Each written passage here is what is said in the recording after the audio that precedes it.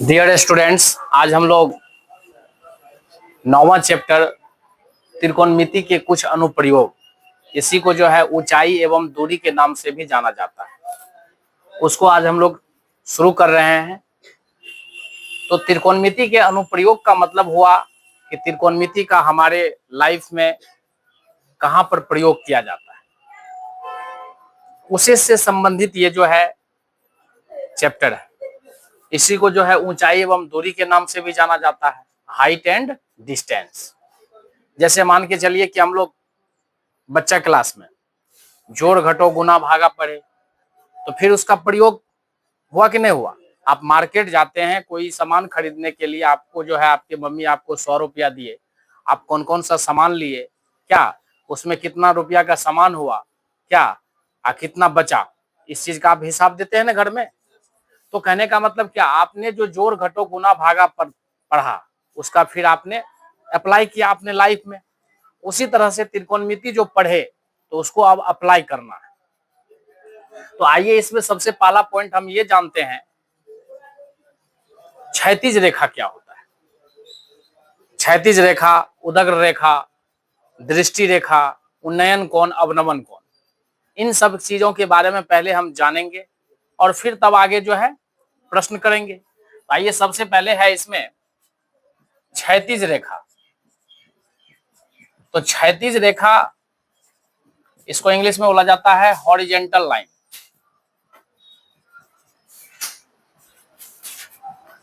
पृथ्वी तल के समांतर रेखा को, यानी पृथ्वी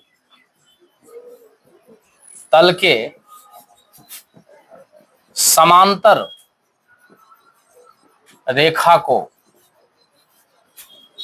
क्षैतिज रेखा कहते हैं। अब पृथ्वी तल के समांतर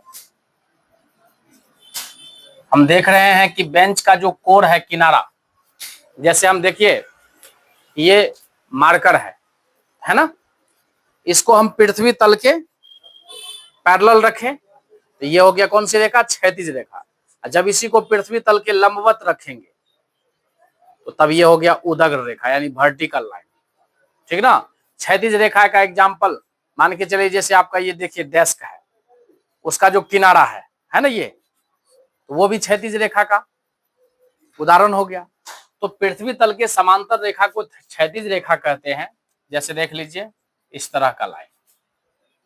अब दूसरा इसमें जानेंगे उदग्र रेखा, वर्टिकल लाइन। पृथ्वी तल के लंबवत रेखा को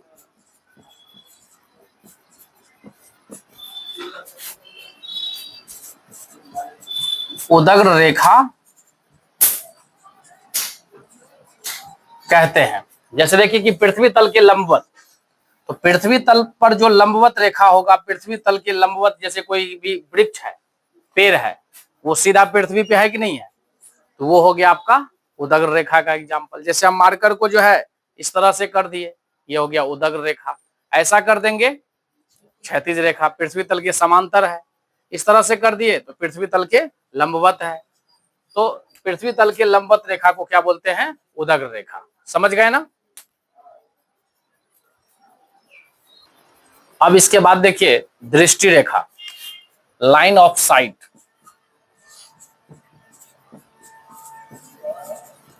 दृष्टि रेखा, इसको कहा जाता है लाइन ऑफ साइट। देखिए जैसे हम पेड़ में लगे हुए, किसी पेड़ में जो है मान के चलिए कोई फल है, तो उस फल को देखते हैं, तो हम हो गए दर्शक और फल हो गया वस्तु। तो दर्शक के आंख से देखी जाने वाली वस्तु को मिलाने वाली जो काल्पनिक रेखा है उसको कहा जाता है दृष्टि रेखा। जैसे मान के चलिए कि हम बल्ब को देख रहे हैं, तो बल्ब, ठीक ना, और हमारे आंख, दोनों को अगर एक धागा से मान के चलिए कि बल्ब में एक धागा बांध देंगे, वहां से तान करके आंख के पास ले आएंगे, तो वो धागा क्या हो गया, दृष्टि रेखा हो गया। तो दृष्टि रेखा का आप जो है परिभाषा लिख सकते हैं, दर्शक के आंख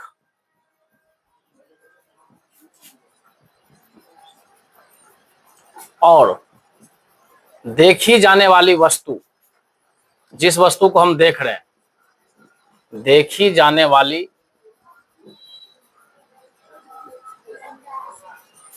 वस्तु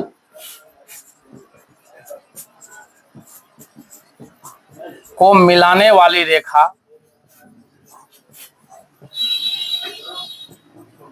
दृष्टि रेखा कहलाती है।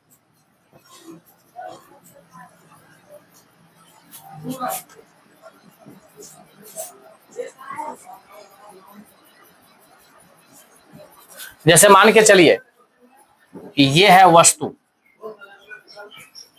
और यहां है दर्शक, ठीक है ना।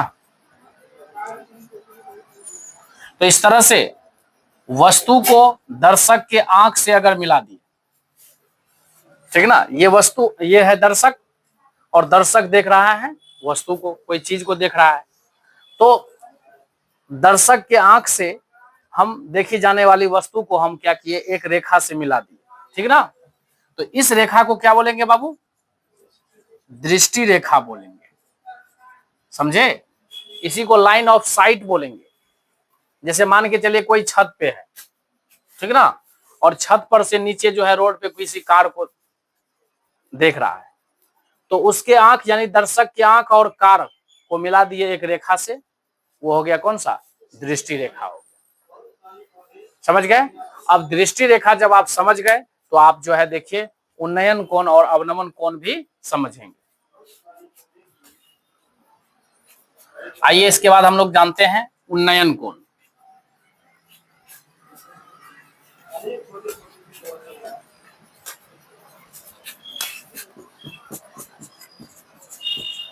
उन्नयन कोण, एंगल ऑफ एलिवेशन। देखिए जब दर्शक नीचे हो और वस्तु ऊपर, ध्यान रखें, जब वस्तु ऊपर हो और दर्शक नीचे हो, तब दृष्टि रेखा और क्षैतिज रेखा के बीच बने कोण को कहा जाता है उन्नयन कोण। इसका परिभाषा लिखना है तो देखिए ध्यान से कि जैसे वस्तु है ऊपर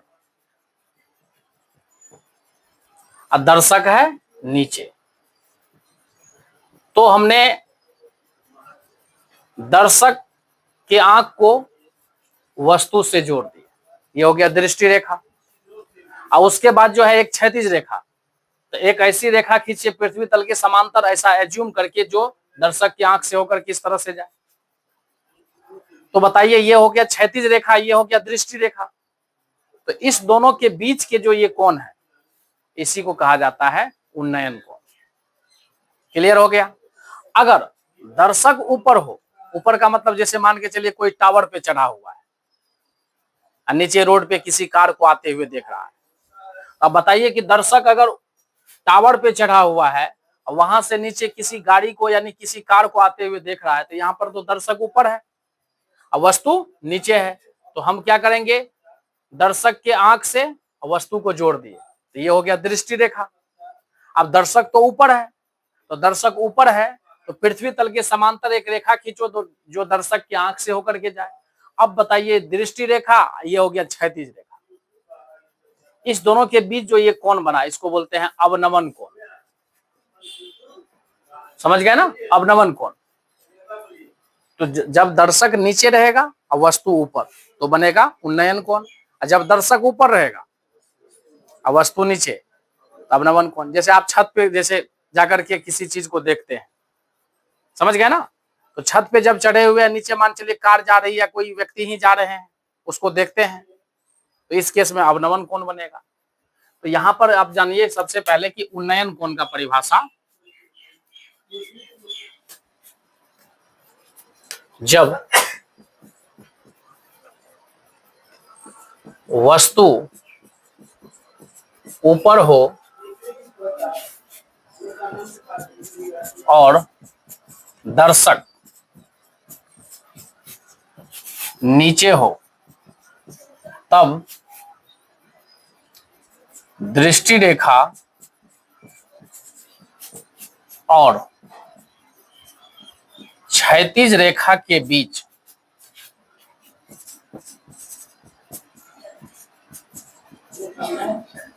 बने कोण को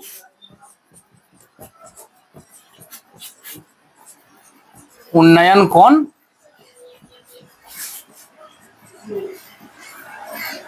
कहते हैं।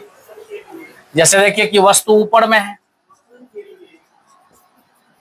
और दर्शक नीचे है, तो दर्शक की आंख से वस्तु को हमने क्या किया, जोड़ दिया। तो ये हो गया बाबू रे दृष्टि रेखा। और एक ऐसा रेखा खींचे पृथ्वी तल के समांतर जो दर्शक के आंख से होकर के जाए, तो ये हो गया हमारा क्षैतिज रेखा। तो अब जो है दृष्टि रेखा और क्षैतिज रेखा के बीच जो ये झुकाव देख रहे हैं, ये कोण देख रहे हैं, इसी को कहा जाता है उन्नयन कोण। इसके बाद आप जानेंगे अवनमन कोण के बारे में। अब अवनमन कोण है, तो अवनमन कोण का परिभाषा क्या हो जाएगा कि जब वस्तु नीचे हो, वस्तु कहां होगा, नीचे, और दर्शक ऊपर हो। ऊपर का मतलब जैसे दर्शक छत पे है या किसी पेड़ पे चढ़ा हुआ है या किसी टावर पे चढ़ा हुआ है, समझ गया ना, या वायुयान से जा रहा है उसमें बैठा हुआ है। तो मतलब कि दर्शक जब ऊपर है और वस्तु नीचे है, तब दृष्टि रेखा और क्षैतिज रेखा के बीच जो कोण बनता है उसको कहा जाता है अवनमन कोण। जैसे ध्यान से सुनिए, हम मान लेते हैं कि दर्शक जो है इस बिंदु पे है और ये ऊपर है, ये दर्शक का पोजीशन ऊपर है और वस्तु जो है नीचे है, वस्तु का पोजीशन नीचे है। तो दर्शक को हमने वस्तु से जोड़ दिया, तो ये रेखा कहलाया दृष्टि रेखा। इसके बाद एक क्षैतिज रेखा खींचना है, पृथ्वी तल के समांतर खींचना है, जो दर्शक के आंख से होकर के जाए, यानी दर्शक से होकर के जाए, समझ गए ना। तो यहां पर हम एक क्षैतिज रेखा खींच दिए जो दर्शक से होकर के जा रही है, पृथ्वी तल के समांतर है, ये हो गया क्षैतिज रेखा। अब देखिए क्षैतिज रेखा और दृष्टि रेखा के बीच ये जो झुकाव बन रहा है, समझे, इस झुकाव को ही कहा जाता है अवनमन कोण। ठीक है। अब इसके बाद देखिए कि उन्नयन कोण और अवनमन कोण में एक संबंध है कि उन्नयन कोण या अवनमन कोण, अवनमन कोण उन्नयन कोण के बराबर होता है। इसका लॉजिक है, क्लास 9th में आप पढ़े होंगे कि जब दो समांतर रेखा को कोई तिर्यक रेखा प्रतिच्छेद करती है तो एकांतर अंतः कोण के युग्म बराबर होते हैं। ध्यान से देखिए कि इसमें क्या है संबंध, कि अवनमन कोण उन्नयन कोण के बराबर होते हैं, अवनमन कोण उन्नयन कोण के बराबर होते हैं। ध्यान दीजिएगा, जैसे देखिए ये तो हो गया क्षैतिज रेखा, ये हो गया क्षैतिज रेखा पृथ्वी तल के समांतर है, और ये हो गया दृष्टि रेखा। ये है उन्नयन कोण और ये है अवनमन कोण।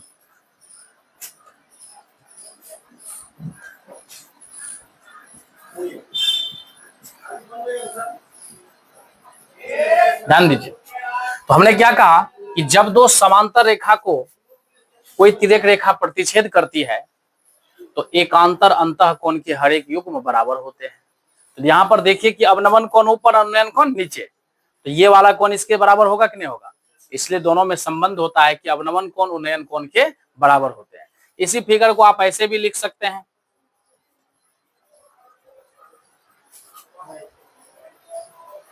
ठीक ना, अवनमन कोण उन्नयन कोण के बराबर, समझ गया ना, इस तरह का भी। तो अवनमन कोण उन्नयन कोण के बराबर होते हैं। कोई दिक्कत? अब देखिए इसमें एग्जाम्पल 1, एग्जाम्पल 1 क्या है? धरती पर एक ऊर्ध्वाधर मीनार खड़ी है। ध्यान से सुनो, ये जमीन का तल मान लो, इस पर एक ऊर्ध्वाधर मीनार खड़ी है, मतलब सीधा सीधी, यानी इस पर एक मीनार खड़ी है, ठीक है। यानी हम इसको जो है, ये धरती का यानी जमीन का तल है, इस पर एक ऊर्ध्वाधर मीनार खड़ी है सीधा, ठीक है। मीनार का नाम रख दिए ए बी, समझ गए।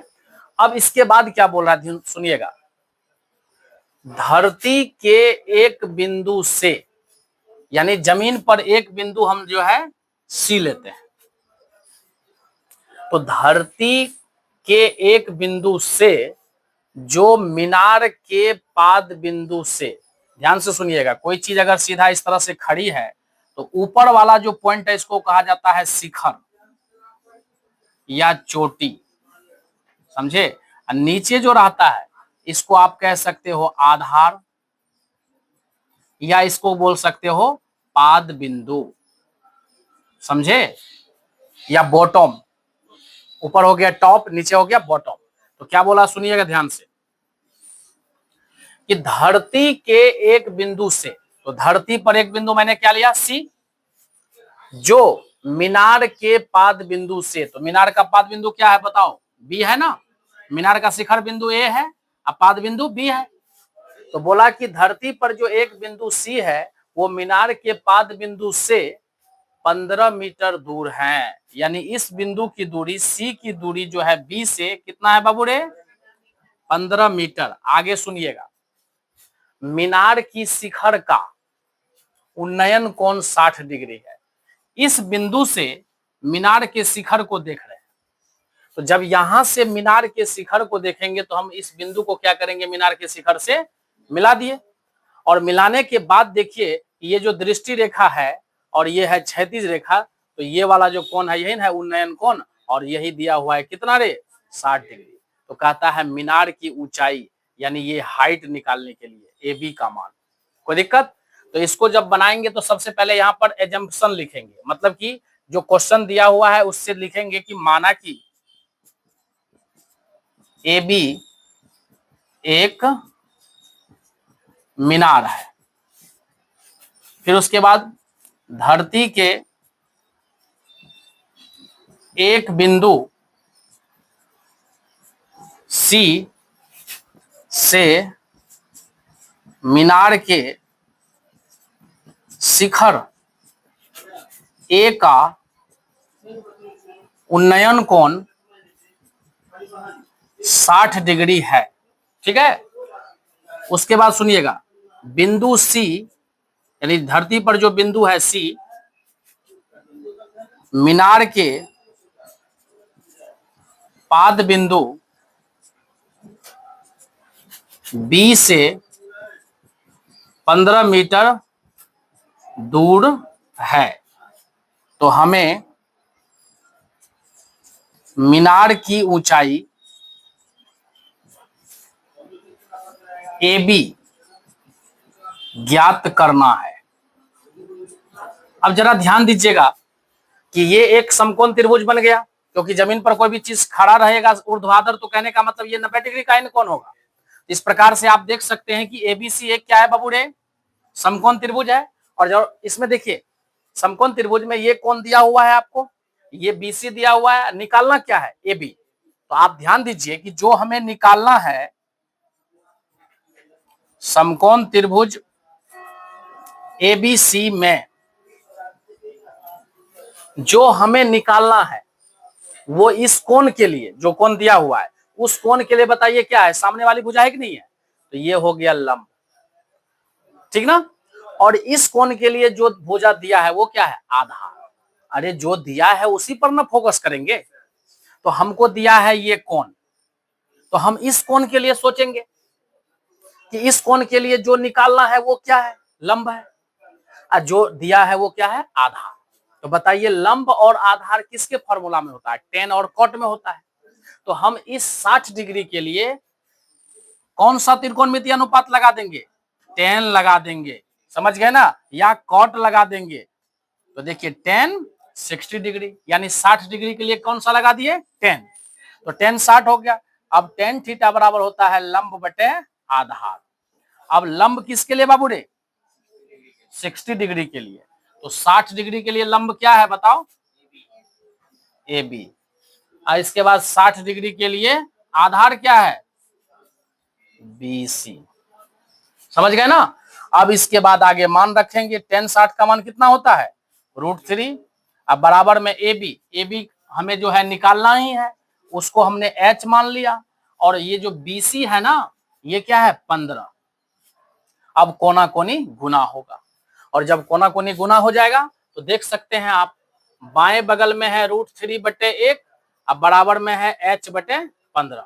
क्रॉस गुना कर देंगे तो निकल गया h गुना 1h, 15 गुना √3, 15√3 लिख देंगे लास्ट में। अतः मीनार की ऊंचाई बराबर 15√3 मीटर। समझने में कोई दिक्कत?